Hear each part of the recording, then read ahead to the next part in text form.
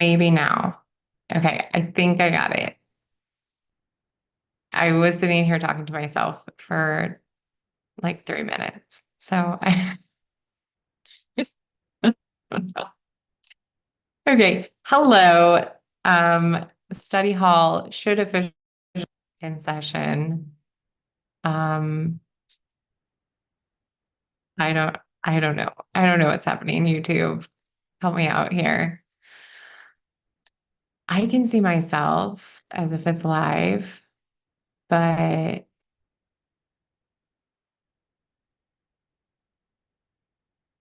don't know what's going on.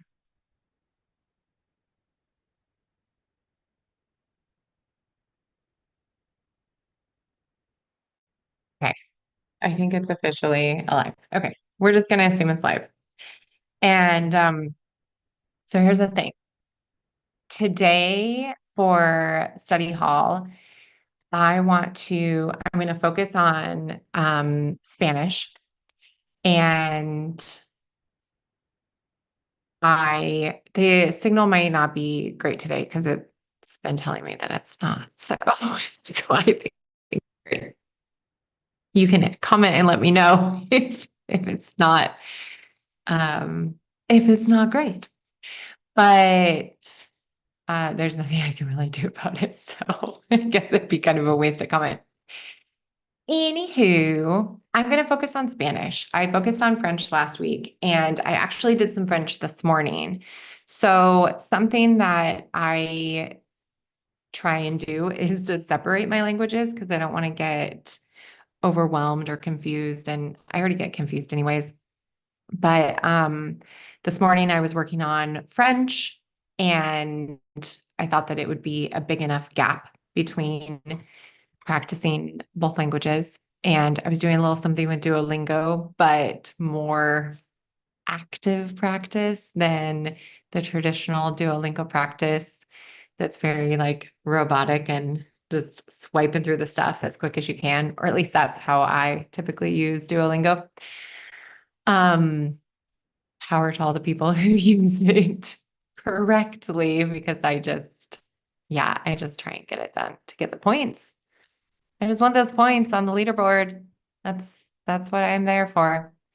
And for Spanish, what I'm going to do today, because over the weekend I was practicing Spanish, and I'll talk about this more in depth in another moment. But in short, I was practicing my Spanish and I specifically chose to work on a question from the voice message speaking practice, which is something that I offer to English learners and that I conveniently use myself for my Spanish practice. The questions are in English, but I answer them in Spanish.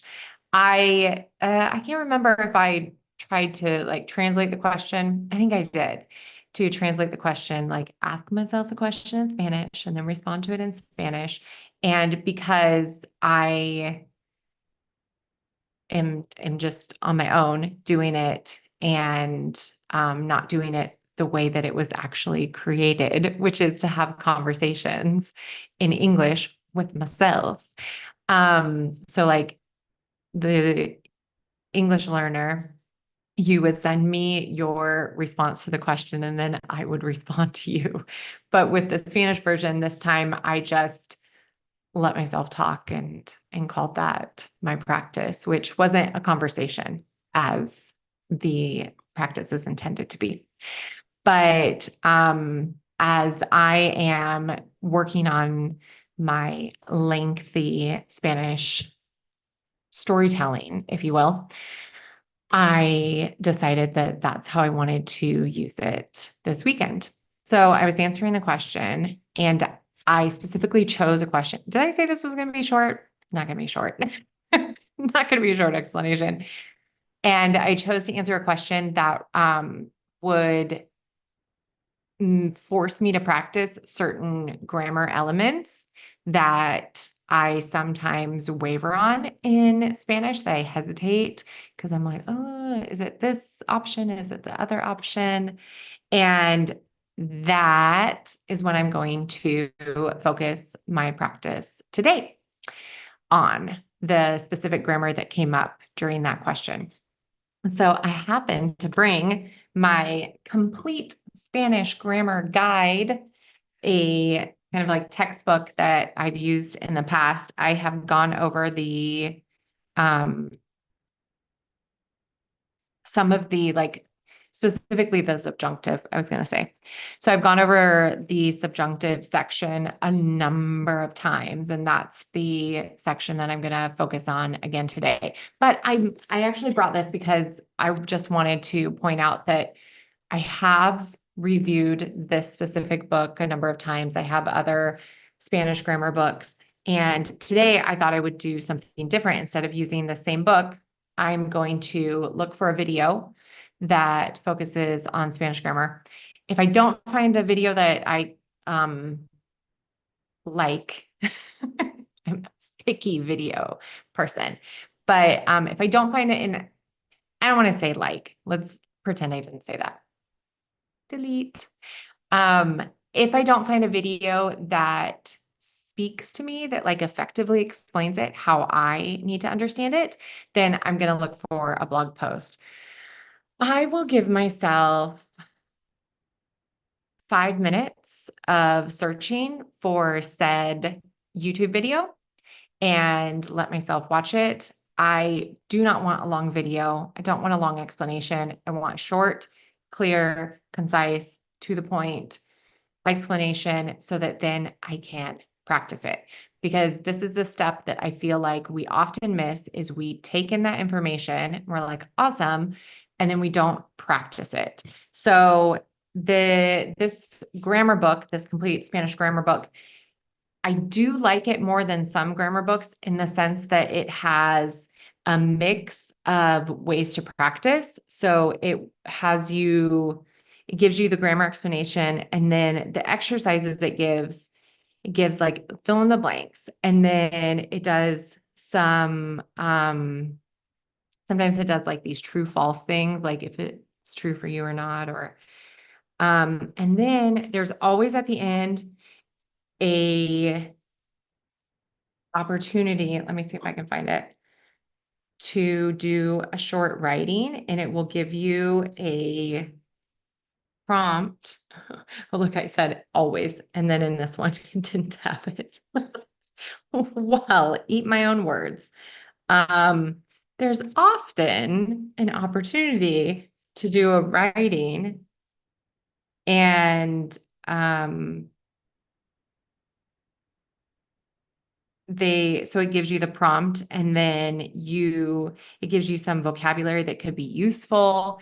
And obviously the writing is specifically created so that you will be forced to use that grammar, which is the same idea of the voice message speaking practice, because I am sneakily forcing you to use specific grammar, specific vocabulary.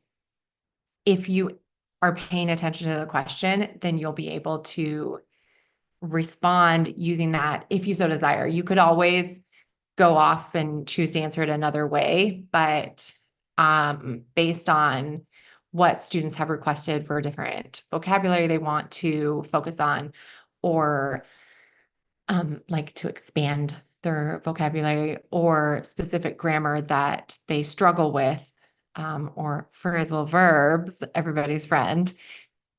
That's the reason that I have chosen certain questions to come up regularly, different questions, but that regularly are using phrasal verbs, or regularly using the different elements of present perfect or past, so you have lots of opportunities to put those grammar forms into practice.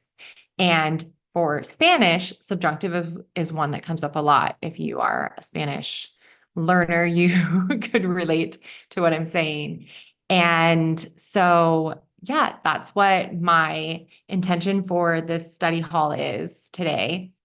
So what I would ask you is there a specific grammar point that you want to focus on? And how can you practice it today and actively use it, not just study it? You you know whether it's a grammar point that you actually know or that you need to review or whatever's coming up. For me, I know the subjunctive, but clearly there's something that's coming up that's causing me to have like a memory lapse or lose that confidence as I'm trying to maneuver it into a conversation. So, in order to help overcome that, to become more confident with it again, and to feel more secure in what I'm saying, I want to do a review, but I don't just want to do the review. I know I've said that like 4 times or more in this little video. I want to be sure that I am practicing what I am reviewing. The studying, it's not worth it if you aren't going to use it. So my big thing is not just to use it today, but to use it for, well, for all eternity, ideally, but for multiple times this week, for example. Can I give myself different opportunities to use it either in writing or speaking? I actually am I'm going to focus on writing. Although I did bring my phone because I like to record myself on my phone when I do my speaking because it's just quick and easy to do.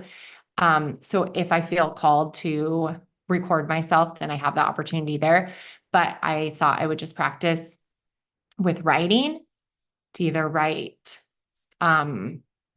like a little letter, give myself a little prompt based on what I learn from the video that I find. Or as I said, if I'm not content with the video, then I'll go with the um what's the other thing? A blog post. So yeah, tell me if that has sparked any ideas for you as far as what grammar point you would like to spend more time with and how you will be going about that. Are you going to go for watching a short YouTube video first and then practicing the grammar, or are you going to go for reading a blog post?